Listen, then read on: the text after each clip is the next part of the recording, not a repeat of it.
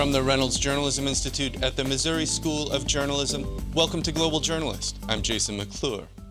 The Islamic State's attacks in Europe earlier this year made headlines all around the world. But there's another terrorist group that by some estimates has killed more civilians over the past few years than ISIS. That's Boko Haram in northern Nigeria, which killed more than 6,000 people last year. It's a group known for using tactics like child suicide bombers, for striking at churches during Christmas services, and for kidnapping schoolgirls, like the 276 taken from the town of Chibok in 2014. It's also deliberately targeted school teachers, killing more than 611 in targeted attacks since 2009, according to Human Rights Watch. But the group appears to have split in two, and in recent months, Boko Haram has lost much of the territory it controls to the Nigerian military and those of surrounding countries. Still, Boko Haram is able to launch terror attacks targeting civilians across much of northeastern Nigeria, and the violence has caused a humanitarian crisis that could lead to more people dying of starvation than bullets. About 2.5 million people have been forced from their homes by its attacks. Now, joining us first to talk about Boko Haram is Brandon Kendhammer. He's a political scientist at Ohio University and the author of the new book, Muslims Talking Politics, Democracy and Law in Northern Nigeria. Brandon, welcome to Global Journalist. Thanks for having me. Now, just back us up here. Boko Haram was formed about in 2002. In 2009 is when the group really became very violent and started carrying out some of these horrific attacks, attacking people in markets, in malls, in churches. What changed for the group? So really the triggering moment for Boko Haram becoming a violent group was a confrontation that they had with the state government in Borno, which is the area in Nigeria that they're from in the northeastern part of the country. And Mohammed Yusuf, the leader of the group, the original leader, was killed in a battle with police. In fact, he was arrested and then assassinated while in police custody. And that was really the breaking point for a lot of the members of the group, which drove them to engage in much more systematic violence against the Nigerian state. They went underground for about a year. They gathered resources and weapons, and then starting really in 2010, they've launched pretty continuous attacks since then. And Nigeria, it's not a failed state like Somalia or Syria or Afghanistan. It has one of the best armies in Africa. So how has Boko Haram managed to not only endure but kind of thrive for so many years? Well, it's a combination of a couple of factors. One is that Boko Haram's leadership and its fighters have proven very resilient in the face of state violence. They've been very adaptable. They've changed their strategies as situations have evolved. They've seemed to find ways to be able to find funding and access weapons, even when those things have been pretty difficult to do, often by stealing them from the Nigerian military. And of course, the Nigerian military, while being very big, is not quite as well trained or as effective in the field as it was in its heyday about a decade and a half ago when it was a big part of a lot of international peacekeeping operations. There's been a real degradation of the training, of the material that they have available, and so the Nigerian military's failures in this respect have played a really big role in Boko Haram's success. Now, we know that ISIS has oil in Iraq and Syria. Al-Qaida has made a lot of money ransoming hostages. How does Boko Haram get money to sustain itself? So we know a lot less about that than we'd like to. And it seems to have shifted quite a bit. In their early days, they probably got a lot of funding from wealthy supporters. This was before the violence really kicks off, who were interested in supporting the group's religious message. In 2010, 2011, 2012, we know that there was a lot of looting and bank robbing and raiding police stations. There was a little bit of kidnapping. Kidnapping from ransom has been a not super common but occasional strategy that they've employed. It's likely that they've gotten some resources from their connections with the Islamic State. But in large part, they seem to sort of live off the land in northeastern Nigeria to take advantage of the resources that are there. This is why they're forever being arrested in places like cattle markets. Like yesterday, a number of Boko Haram fighters were arrested trying to basically do a business deal. And tell us what we know about the group's leadership. You talked about this period in 2009, 2010, when this guy named Abubakar Shekau took over the leadership of the group, and that's when it became really started employing these brutal tactics. He has been reportedly killed on 4 or 5 different occasions. There was just another video of him alive that just popped up a few days ago. So tell us what we know about the leadership now. There's been this talk of a split with another leader taking over. What's going on? So again, we don't know quite as much as we might like to. The leadership of Boko Haram has always been very opaque from the outside. And so we don't know very much, for example, biographically about Abubakar Shekau, who's long been the leader of the group. But it does appear that he is alive. We don't know exactly when this most recent video was filmed.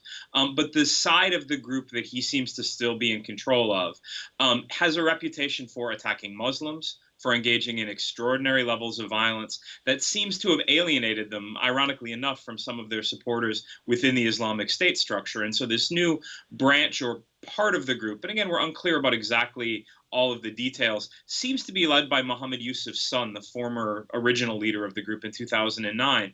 And they seem to be more willing to engage in moderation from the Islamic State's perspective. Certainly they're not moderates, but they seem to be willing to say publicly that they're less interested in engaging in violence against fellow Muslims and more about jihad, right, and the foundation of Islam. So you're saying the Islamic State is actually a moderating influence on Boko Haram? In comparison to some of the attacks that Abubakar Shekau has launched, which make it almost impossible to gain any kind of support on the ground. Really, there's very little evidence that there's mass support for Boko Haram, in large part because many of the victims are ordinary Muslims living in the northeastern part of the country. Now, Nigeria's new president, Muhammadu Buhari, he said last year he said the government had won a technical victory over Boko Haram. That seems to have been premature. And the army has made various statements in the past few months saying that Boko Haram was either already defeated or was just weeks away from being defeated. What's up with that? So it's undoubtedly the case that Boko Haram has less military capacity than it did a year ago. In that sense, the election of a new president who is much more able to cooperate with other regional and international militaries has made a very big difference. There's less territory held by Boko Haram. There are fewer villages that fall prey to Boko Haram attacks on a daily basis. But I think that it radically underestimates the difficulty of managing an insurgency that's able to launch attacks sort of at random or on a very small scale. It also doesn't really take into account that today, and I'm sure your panelists will speak about this later, the single biggest problem in northeastern Nigeria is not the daily violence of Boko Haram, but the humanitarian legacy of the conflict over the last 4 years, about which still very little has been done, to be honest. We have just a couple seconds left. Brandon, tell us about the role of the U.S. It has been criticized by some Nigerian politicians in the past for blocking arms sales or for refusing arms sales to Nigeria. This year, the Obama administration said it might allow for the sale of some warplanes to Buhari's government. What's changed?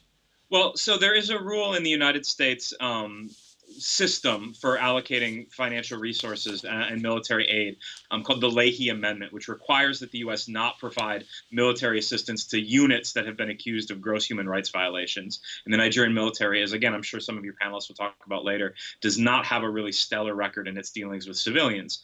There is a sense that perhaps that's improving, but I think more importantly, the United States has provided a couple hundred of humanitarian assistance and aid over the last several years and seems to be pretty committed to continuing to do that. In fact, there was talk of another $41 million being allocated to northern Nigeria and the Lake Chad area in the forthcoming months. Brandon Kendhammer, thanks for joining us. Thank you. A reminder that you are listening to Global Journalist. We're talking today about Boko Haram, the terror group whose attacks have spurred a humanitarian crisis in northern Nigeria, an area that even in peacetime was one of the poorest places on earth. To expand our discussion, we're going to bring in three other guests now. Joining us from Washington, D.C. is Emmanuel Ogebe, an activist and human rights lawyer with the U.S.-Nigeria Law Group.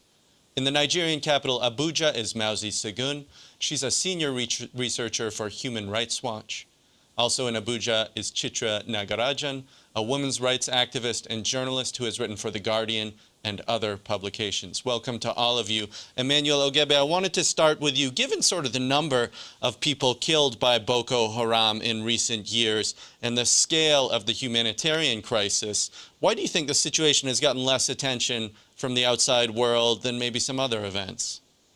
Well, that's one of the big questions, because even as we speak, the humanitarian crisis is one of the top 4 in the world, and it hasn't received the necessary classification by the United Nations in that category.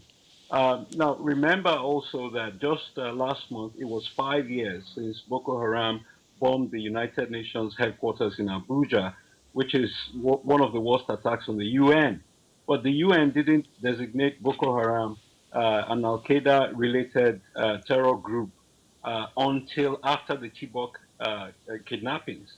So clearly, the world is behind on calling out this really terrible terror group, and we simply do not know why.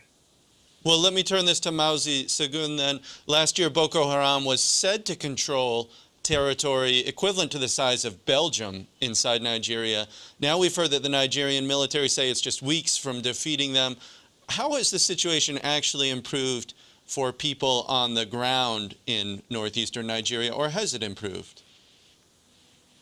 I would say that in terms of the regularity and intensity of attacks, there is an improvement. But how that translates to improvement in living conditions for the people of the North is a different story entirely. As we know, about 2.5 million people have been displaced by the conflict, both within Nigeria and as refugees in neighboring countries. I was in Maiduguri in late July for about 2 weeks. This is the biggest city in Borno State in northeastern Nigeria. That is the capital. That is the capital of Borno State, and it is the spiritual home of Boko Haram. This is where Boko Haram was founded, where the leader and the founder of Boko Haram lived.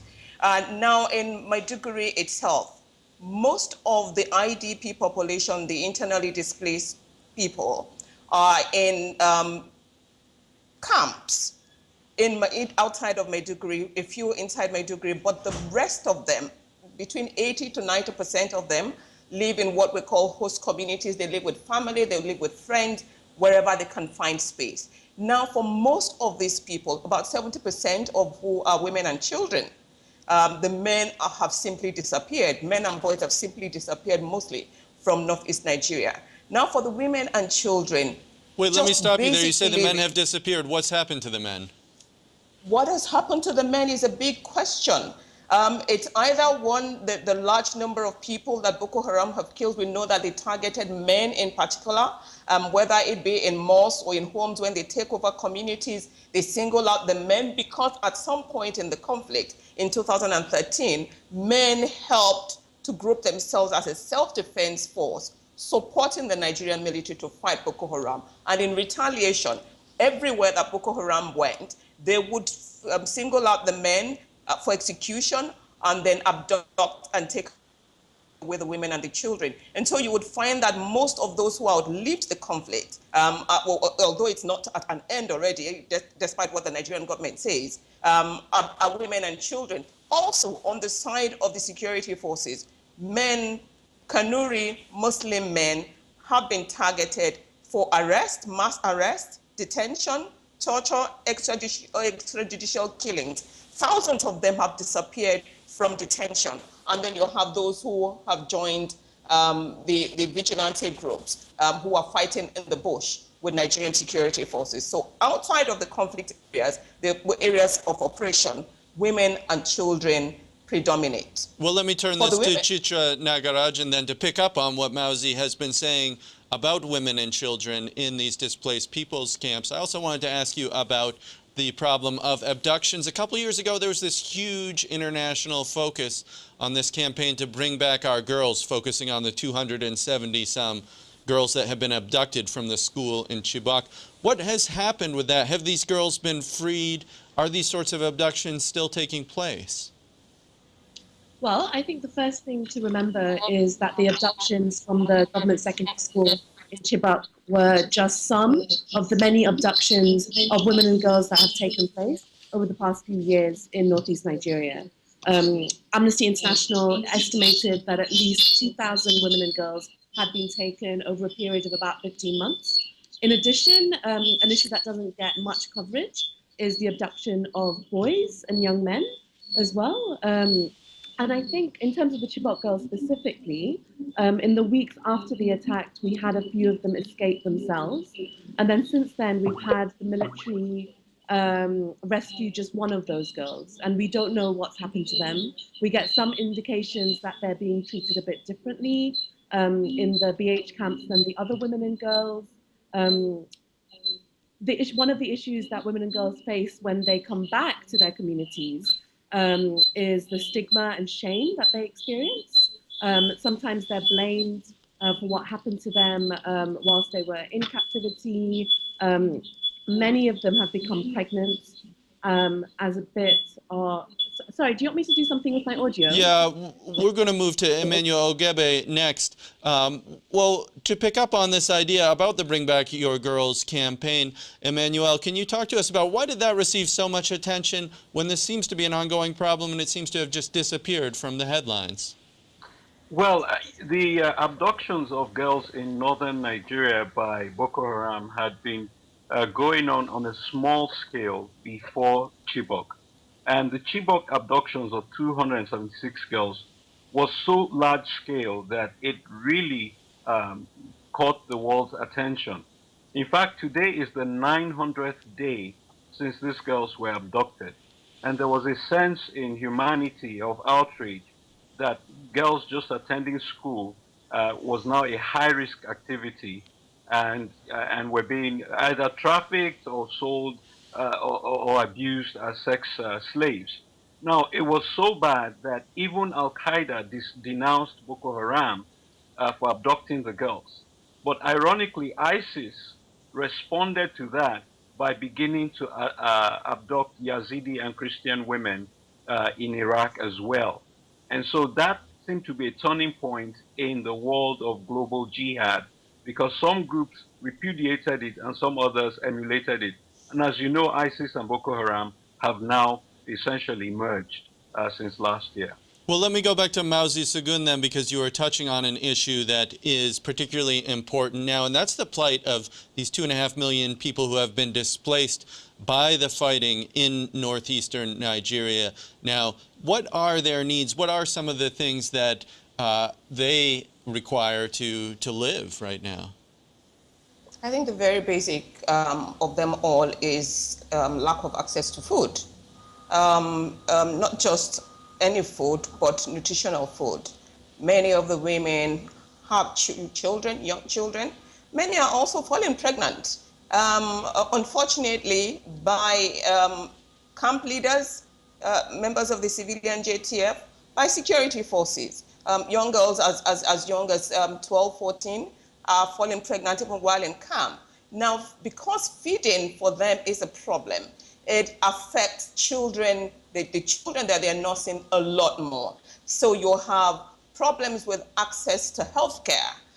Many of the children have malnutrition, are showing signs of malnutrition. They are very unhealthy. A little help is just about reaching them because most of these displaced people are living in inaccessible areas in the Northeast. Inaccessible because the military says so, because military operations are ongoing in those areas, and many of the displaced people are those who are evacuated from their homes and their communities by Nigerian security forces to probably to take them out of harm's way. But it does mean that the restriction of movement for these displaced people who are in camps or in host communities, they are not allowed to move freely. It means that they cannot fend for themselves. It means that their farms continue to lie idle, even in the areas that have been freed from Boko Haram's attacks. They are unable to farm. Food shortages have become a huge problem, and consequently, lack of access to healthcare and just, nutritional supplements has become a huge problem with thousands, tens of thousands of people near starvation. A reminder that you're listening to Global Journalist. We're talking today about the terror group Boko Haram, a group whose massacres of civilians and abductions have led to a humanitarian crisis in northeastern Nigeria. We're joined by Emmanuel Ogebe, a human rights lawyer, Mauzi Sagun of Human Rights Watch, and Chitra Nagarajan, a women's rights activist and journalist in Nigeria. If you're interested in more about this and other undercovered international issues, visit us online at globaljournalist.org. There you can read an interview with a researcher who made a recent visit to previously off-limits parts of neighboring Cameroon, where that country's military has also battled Boko Haram. We're also on social media. You can subscribe to us on YouTube, like us on Facebook, or follow us on Twitter at Global Journ. Chicho Nagarajan, I wanted to come back to you. Could you talk to how effectively people in Nigeria, how much credibility do they give to what the Nigerian government has to say about the situation now in northeastern Nigeria? Because we have seen that a number of their statements that they've made haven't actually been borne out by facts on the ground. Yes, exactly. And I think that's one of the main dynamics leading to a loss of credibility of the Nigerian government. Many of the statements that have been made just simply haven't turned out to be true. I think the government, as much as anything else, is I'm sorry, Chitra. We're getting some strange feedback on your microphone. Let me turn this to you, Emmanuel Ogebe, because corruption has been a serious issue in the Nigerian military. There have been reports of officers in the Nigerian army actually selling arms to Boko Haram. We have seen that President Buhari's government has gone after corruption in some sort of significant way, including against sort of the former First Lady of Nigeria, Patience Goodluck. Is there a sense that there's some real progress being made on this issue? Well, unfortunately, the anti-corruption war seems to be one-sided or selective, because even the slush funds that the National Security Advisor, who is on trial, is supposed to have dished out, President Buhari himself benefited from it when he was given 3 bulletproof cars. So if you're going to try everyone who got money out of it, the president himself would have to face the music. But I wanted to also mention another problem that we have in Nigeria right now, which is the humanitarian crisis. Now, what is happening is, as we speak, we have food aid, which was shipped to Nigeria from the US, which arrived in June, which is still stuck in the port in Lagos. So the dysfunction in the government is not even helping international aid agencies and groups such as mine to get the food to the people who are dying on a daily basis. And let me add one quick point here about Boko Haram's attacks in Chibok this week. My contacts in Chibok said that the timing is so that they're able to disrupt the harvest of crops by the farmers and pillage them. So this is another factor that is contributing to the humanitarian crisis, which Boko Haram is intentionally and strategically doing.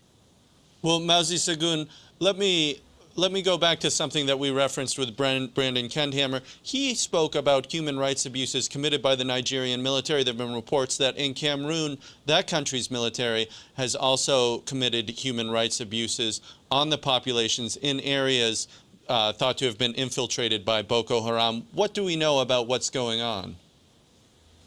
I have to say that in addition to what the Cameroonian security is doing in Cameroon, under the Lake Chad Basin Commission agreement with Nigeria, Chad, Niger, and Cameroon, as well as the Republic of Benin to some extent, the militaries from these soldiers from these countries are allowed to pursue Boko Haram fighters into Nigeria, which means that these attacks, the arrests, the killings of civilians in Nigerian territory is happening from the reports that Human Rights Watch has received. So along the borders with Cameroon, all the way from the northern edge of northeast Nigeria in Banki, downwards to the Mandara Mountains, where you have the Goza Hills and Kirawa, people have reported attacks by Cameroonian forces, killing villagers, burning up villages. In Fufore, just earlier this year, an entire village was sacked by Cameroonian forces, and what we've heard is that up to 60 villages have suffered the same fate, and we have not gotten a response from the Nigerian military about what is happening. The Cameroonian forces deny it, but the villagers who are now displaced in IDP camps in northern Adamawa State and in some parts of Borno insist that their attackers are Cameroonian forces. And so you find that as the government forces move in to curtail Boko Haram, they are committing atrocities as well against local populations. And this is totally Well, let me Please, turn yeah. this to Chitra Nagarajan. We have had some problems with your line, but let's try it once again. Let's say that eventually the Nigerian government and its partners eventually succeed in defeating Boko Haram. What will some of the challenges be in rebuilding this part of West Africa? I think it's going to be incredibly challenging. You have to remember that a lot of schools and hospitals were attacked, so we're going to have to rebuild infrastructure, look at roads. And perhaps the biggest challenge will be looking at issues of reconciling communities. There's a lot of distrust within and between communities at the moment. We need to look at the dynamics of return of IDPs back to their homes. There may be some tensions there between people who left and people who stayed, with people who stayed thinking of people who left as traitors and having abandoned them, whereas people who stayed being viewed with suspicion as members of Boko Haram or sympathizers. Will have a huge challenge in terms of disarmament, demobilization, reintegration, and rehabilitation of both Boko Haram fighters, but also members of the civilian JTF that Mauzi talked about earlier. This is a volunteer force of mainly young people who came together to defend their communities. And we'll have an entire population of young people who have either taken part in the fighting directly themselves or have been affected by it. And what does that mean for the future of Borno and other places in the Northeast, especially given that we have an entire generation of school children that has missed out on a number of really fundamental years of their schooling. The challenges seem really immense at the moment.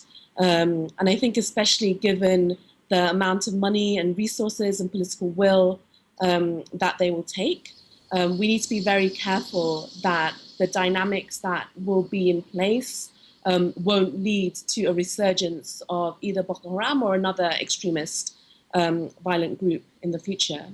Emmanuel Ogebe, we do have just about 30 seconds left. How do you see this conflict evolving over the next couple of years? Are you optimistic about the future? Well, unfortunately, I am not very optimistic in the near term because some of the territory that has been recaptured by the Nigerian army this year was territory they recaptured last year, which means there's an ebb and flow in the Boko Haram fight. So a lot needs to be done to ensure that this evil of our age is brought to an end, considering that Boko Haram is the deadliest terror group in the world today. That's going to have to do it for this edition of Global Journalist, a production of the Missouri School of Journalism and KBIA, Mid-Missouri Public Radio. Many thanks to Chitra Nagarajan, Emmanuel Ogebe, Mauze Segun, and Brandon Kendhammer for joining us. Our assistant producers this week are Alejandra Arredondo, Huilan Zan, and Steve Dawson. Alisa Blyle is our graphics editor, and our producer is Vera Tan. Travis McMillan of RJI is our studio director. Pat Akers of KBIA is our audio engineer. For all of us at Global Journalist, I'm Jason McClure. Thanks for tuning in.